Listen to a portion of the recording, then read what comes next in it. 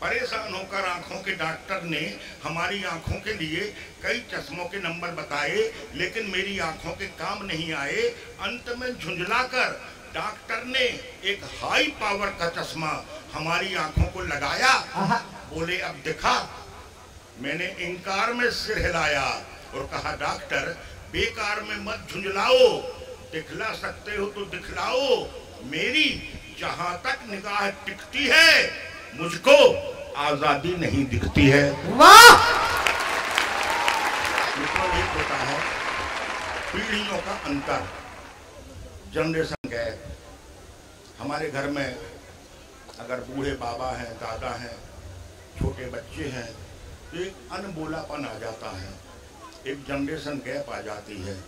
अभी मैं अपने घर एक गेहूं का बोरा खरीद कर ले गया।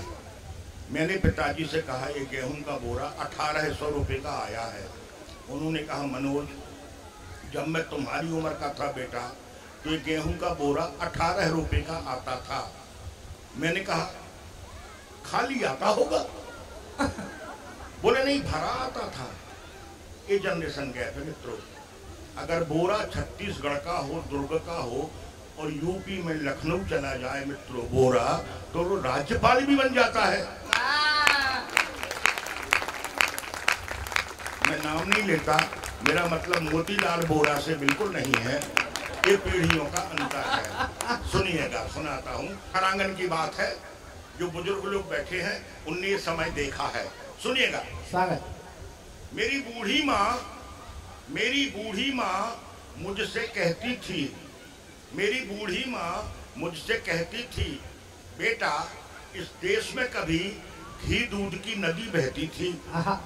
मेरी बूढ़ी माँ मुझसे कहती थी बेटा इस देश में कभी घी दूध की नदी बहती थी। मैंने अपने बेटे से कहा इस देश की नदियों में पानी खूब बहा। अब मेरा बेटा अपने बेटे से कहता है पानी तो केवल आंखों से बहता है। वाह! देखते देखते अंतर आ गया। मेरी बूढ़ी माँ मुझसे कहती थी बेटा इस देश में कभी घी दूध की नदी बहती थी। मैंने अपने बेटे से कहा इस देश की नदियों में पानी खूब बहा।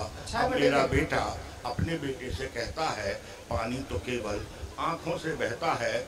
और जिस दिन ये आंखों का पानी भी मर जाएगा, जिस दिन भी ये आंखों का पानी भी मर जाएगा, समझ लो पूरा देश नई सदी में प्रवेश कर जाएगा। नई सदी में प्रवेश कर जाएगा।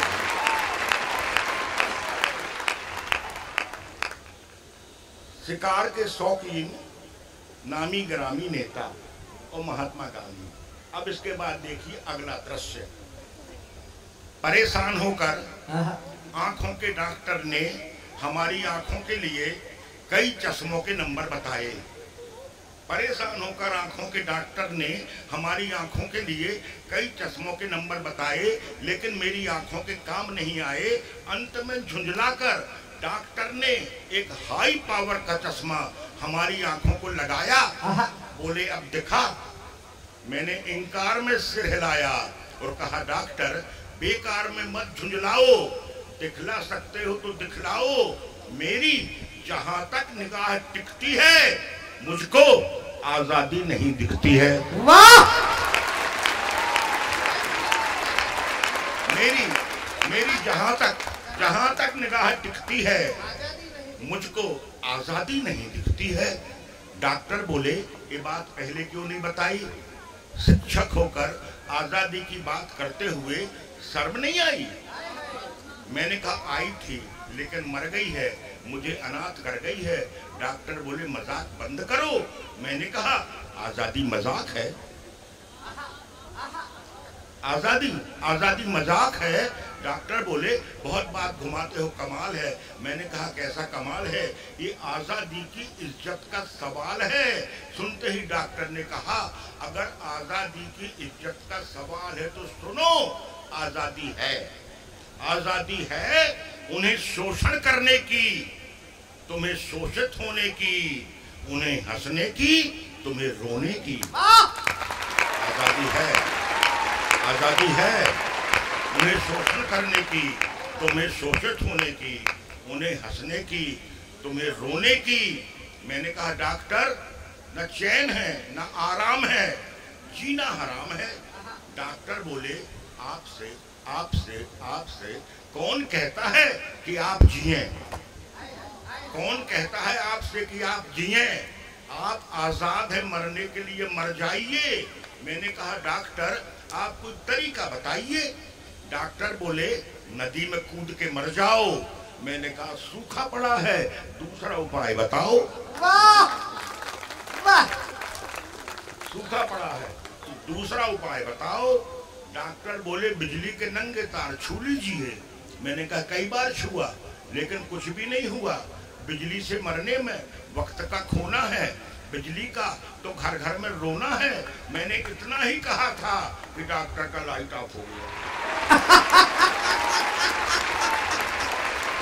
डॉक्टर बोले रेलगाड़ी से कट के मर जाइए।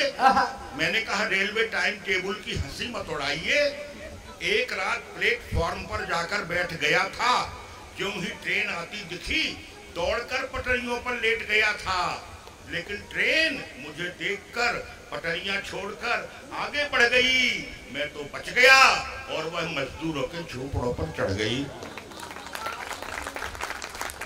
डॉक्टर बोले जहर खा लीजिए।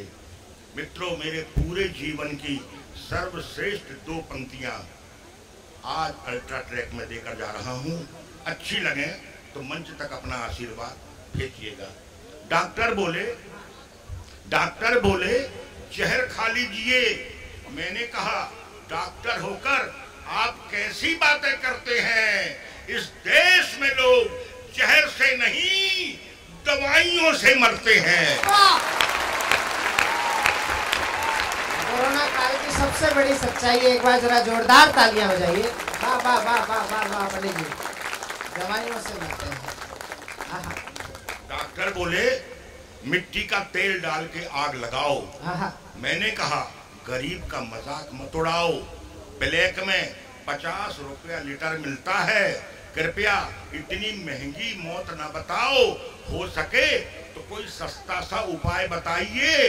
डॉक्टर बोले कविराज तब तो आप भूखे रहकर मर जाइए। मैंने कहा डॉक्टर यहाँ भी शर्मिंदा हूँ और 2 हफ्ते से कुछ भी नहीं खाया, फिर भी जिंदा हूँ। यहाँ भी शर्मिंदा हूँ और 2 हफ्ते से कुछ भी नहीं खाया, फिर भी जिंदा हूँ। अरे डॉक्टर आप कुछ कर भी नहीं सकते और इस देश में जीने की तो बात छोड़ो, आप आजादी से मर भी नहीं सकते। आप आजादी से मर भी नहीं सकते।